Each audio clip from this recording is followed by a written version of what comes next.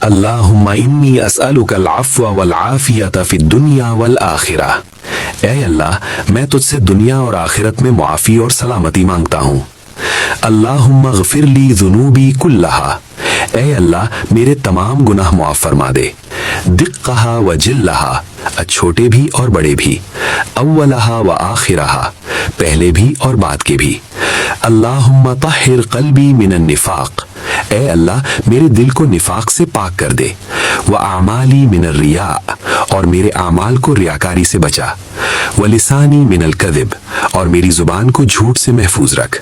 اللہم اشرح لی صدری، اے اللہ میرا سینہ کھول دے، وَيَسِّرْ لِي أَمْرِي، اور میرے کام آسان فرما دے، وَارْزُقْنِي الصَّبْرَ وَالْحِكْمَةَ، اور مجھے صبر اور حکمت عطا فرما۔